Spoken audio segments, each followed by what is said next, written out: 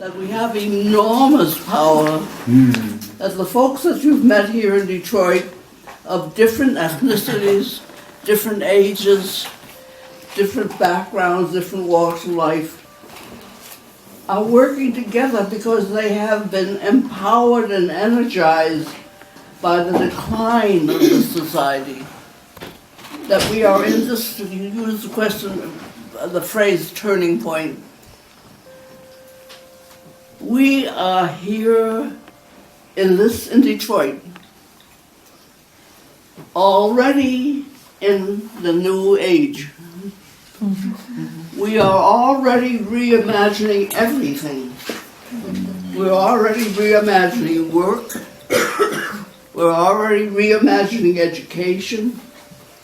We're already reimagining community and community safety. We are bringing the neighbor back into the hood. And that's a fantastic thing.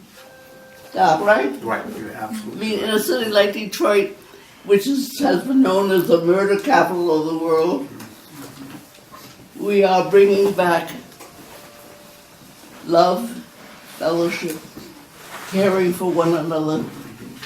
It's an amazing thing. We are redefining everything. And I hope that you think about that you think that it's when you redefine revolution, you redefine everything. And the people in this room, if each of you carries that in your heart, you have no idea how far that will go. I think of a poem that I co-wrote in 1982. And I hope folks will take that away from this gathering.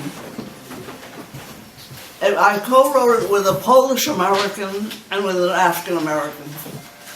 And we printed it in thousands of copies in Central Park March against the war in 1982. And it reads, "We are the children of Martin and Malcolm. Black, brown, yellow, white. Our right, our duty, is to shake the world with a new dream." And I hope everyone goes from this weekend thinking that whatever your walk of life, whatever your race, whatever your class, you have the right and duty to shake this world with a new dream. Because the world is waiting for a new dream.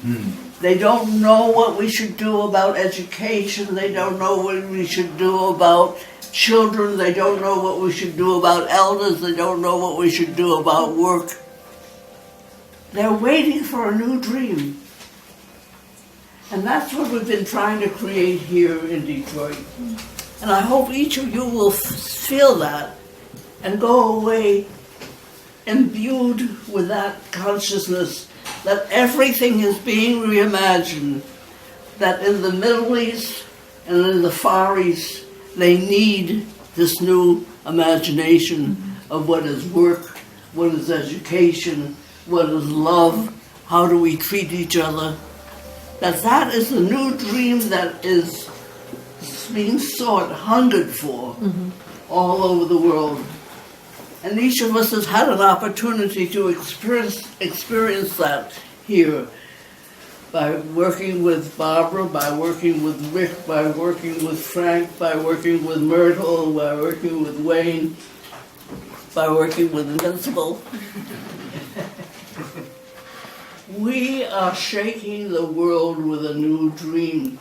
And that gives us an enormous power. That gives us an enormous energy. And feel it. Guard it. Treasure it. These opportunities do not come very often.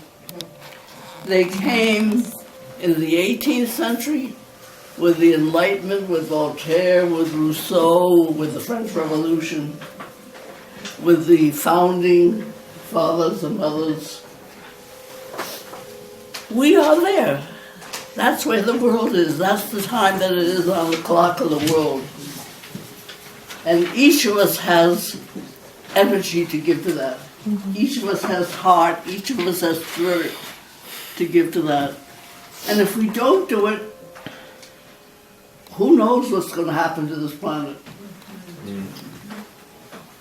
It's not only that we have to grow our souls for our own sakes, but for the sake of all living things, Yes. for the sake of this planet.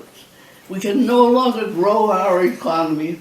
We can no longer talk about jobs. We have to talk about the value of work, the value of community, the value of each other. That's an enormous responsibility. And if we can bear it, joyfully, we have a lot to give, each of us.